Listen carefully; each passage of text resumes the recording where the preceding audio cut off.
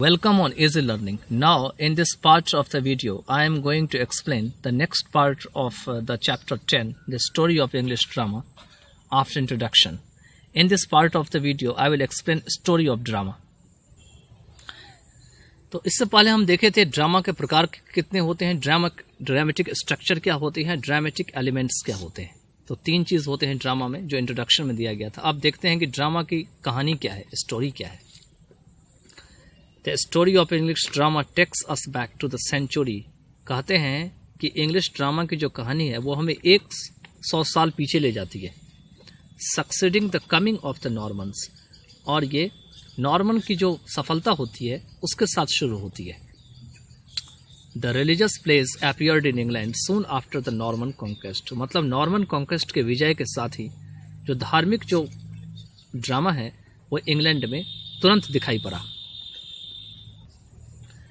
These sacred plays were known as miracle plays और mysteries। ये जो प्लेज थे ये पवित्र प्लेज थे। ये मिस स्पेलिंग है, पेज लिखा हुआ यहाँ पे, ये प्लेज होंगे। ये मिरेकल प्लेज और मिस्ट्रीज प्लेज कहे जाते थे। Their purpose was directly didactic. उनका पर्पस सीधा डायरेक्टिक था। डायरेक्टिक का मतलब होते हैं किसी मीनिंग पे जाना, किसी के अर्थ पे जाना। The earliest miracle in England was Ludus D Sancta Katharina. मतलब शुरुआत के जो मिरेकल थे इंग्लैंड में वो थे लोडस डी सैंक्टा और कैथोडियन, which was performed about the year 1110, जो कि लगभग जो है 1110 के लगभग मतलब परफॉर्म किया गया था या किया जाता था। These miracle plays increased steadily in number and in popularity। ये जो मिरेकल प्लेस थे ये अपनी लोकप्रियता में और अपनी संख्या में बहुत तेजी से बढ़ गए। By the years 1300 the miracles went out of ecclesiastical hands। कहते हैं कि 1300 तक में मिरेकल प्लेस जो है वो पादरी या धार्मिक लोगों के हाथों से बाहर चला गया। इक्लेसियास्टिकल मतलब पादरी लोग या धार्मिक लोग, ठीक है, क्योंकि मिरेकल प्लेस जो होते थे उनका काम होता था कि धार्मिक चीज़ों को बताना। They were adopted eagerly by the trade guides. और बाद में जो है इन प्लेस को किसने हाथ में ले लिया, तो ट्रेड करने वाले जो थे, व्यापार करने वाले लोग थे, उन्होंने अपना लिया। They were under the general control of the council of the town. और ये जो ट्रेड गाइड्स होते थे ये किनके अंडर में काम करते थे, तो काउंसिल जो होते थे टाउन के उनके अंडर में होते थे, वो जनरल होते थे।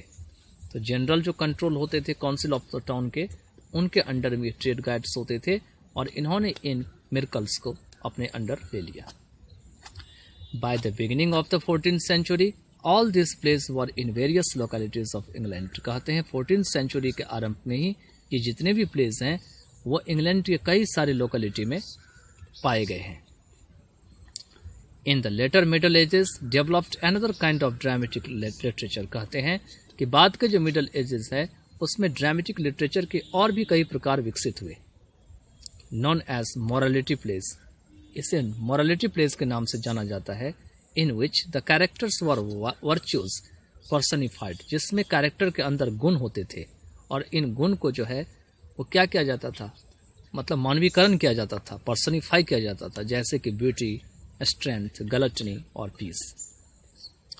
The moralities were in existence as back as Henry six time.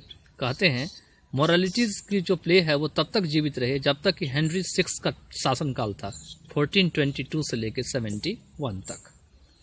Among the famous morality plays are, कहते हैं बहुत सारे जो फेमस मोरालिटी प्लेज हैं उसमें से हैं marriage of wit and wisdom, everyone, the four elements, the trial of treasure and the pride of life. ये सारे क्या हैं, मोरालिटी प्लेज हैं। What is known as interlude was also a late product of the dramatic development of the morality plays। कहते हैं जो interlude के रूप में जो जाना जाता है वो भी ड्रामेटिक डेवलपमेंट जो थे मोरालिटी प्ले के, उनके एक लेट प्रोडक्ट थे। It flourished about the middle of the 16th century। यह 16th century के मिडल में काफ़ी फल फूल गया था, काफ़ी विकसित हो गया था। John Heywood was the most famous writer of interludes। Interludes के जो सबसे फेमस राइटर थे वो कौन थे, जॉन हेवुड थे। Besides the miracle plays and interludes, there were several folk plays of several kinds.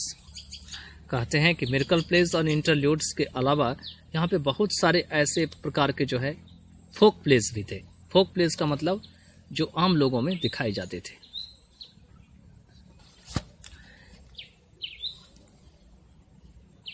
These early experiments in playwriting are of great importance because they provided a kind of training school for English dramatic genius and did much to prepare the way for the development of artistic drama which flourished during the Renaissance period. कहते हैं इस शुरुआत के जो कुछ experiment है, जो प्रयोग हैं राइटिंग को लिखने में, इनकी बहुत ही ज़्यादा इम्पोर्टेंस थी. क्यों थी? क्योंकि उन्होंने एक ट्रेनिंग स्कूल जो है इंग्लिश ड्रामा के लिए जो तैयार किया. ठीक है. और इस ड्रामा में बहुत सारे जीनियस भी पैदा हुए, प्रतिभाशाली व्यक्ति पैदा हुए. And did much to prepare the way for the development of artistic drama. और इन लोगों ने एक ऐसा रास्ता तैयार किया जिससे कि आर्टिस्टिक ड्रामा के जो विकास है उसके लिए मार्ग मिल सके, रास्ता मिल सके. और ये जो आर्टिस्टिक ड्रामा है वो रेनेसेंस के पीरियड में काफ़ी ज़्यादा फल फूल गया था, काफ़ी विकसित हुआ था. During the period there was a great revival of interest in Latin literature. इस पीरियड में लैटिन लिटरेचर को लिखने के लिए बहुत ही ज़्यादा रिवाइवल था, मतलब बहुत ज़्यादा लोग जो है इसमें इंटरेस्टेड थे. English writers went back to the classics for inspiration and example in drama and in other fields of literary enterprise. जो इंग्लिश राइटर्स थे वो अपनी प्रेरणा के लिए क्लासिक्स को पढ़ना शुरू कर दिए. एंड एग्जाम्पल इन ड्रामा, और एग्जाम्पल के लिए ड्रामा में, मतलब एग्जाम्पल और इंस्पिरेशन दोनों चाहिए इनको, तो क्लासिक को पढ़ करके शुरू कर दिए. And in other fields of literary enterprise, और भी बहुत सारे साहित्य के जो कार्य हैं उसको समझने के लिए, मतलब यहाँ पे क्लासिकल का बात कहा गया है. They learned many valuable lessons in the principles of dramatic construction and technique. उन सब ने बहुत सारे जो महत्वपूर्ण पाठ हैं उनको सीखे. कैसे सीखे? तो ड्रामेटिक कंस्ट्रक्शन और टेक्निक के सिद्धांत में, कि कैसे ड्रामा में कंस्ट्रक्शन किया जाता है, कैसे उसमें टेक्निक लगाई जाती है. The first real comedy entitled Roister Doister was written about 1550 by Nicholas Udall. कहते हैं जो पहला जो रियल कॉमेडी है जिसका एंटाइटल दिया गया रॉयस्टर डॉयस्टर, वो लगभग 1550 में निकोलस उदाल के द्वारा लिखे गए. The classical influence upon tragedy was greater. Tragedy के ऊपर क्लासिकल का जो प्रभाव था वो बहुत ही ज़्यादा था. It was under the influence of Seneca, या सेनेका के प्रभाव में आ गया था. That the first English tragedy entitled Gorboduc was written by Thomas Sackville and Thomas Norton.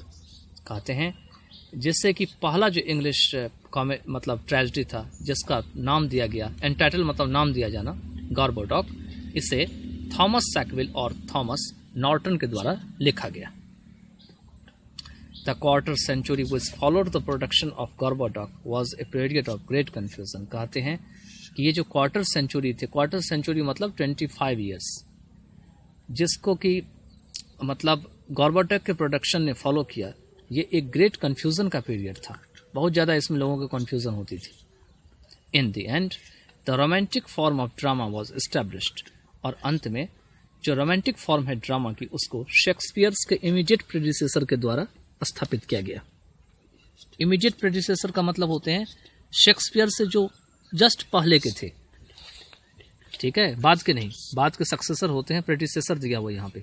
Shakespeare से जो जस्ट पहले आए थे, बिल्कुल पहले, उनके द्वारा रोमांटिक फॉर्म ड्रामा को डेवलप किया गया. Who were known as the university wits, जिसका नाम जो है यूनिवर्सिटी विट्स दिया गया. अब इन यूनिवर्सिटी विट्स में आगे नाम दिए गए हैं. अरेंज रफली इन ऑर्डर ऑफ टाइम देवर, मतलब समय के हिसाब से जो अरेंज किया गया उनके नाम जो यूनिवर्सिटी विट्स थे उनमें थे जॉन लैली, ये लैली है John Lyly, Thomas Kyd, George Peele, Robert Greene and Christopher Marlowe. ये सारे कौन थे? तो शेक्सपियर के जस्ट पहले के समय के थे जिन्होंने की रोमांटिक फॉर्म ऑफ ड्रामा को डेवलप किया था. Among this dramatist, an important position will be assigned to Marlowe. In dramatist में जो इम्पोर्टेंट मतलब स्थान है वो मार्लो को दिए जाएंगे. William Shakespeare collaborated with him, मतलब मार्लो ही थे जिनके साथ विलियम शेक्सपियर ने अपना साथ में काम किए थे, कोलैबोरेट किए थे। And was profoundly influenced by him, अब बहुत गहरे तरीके से उनसे प्रभावित भी थे।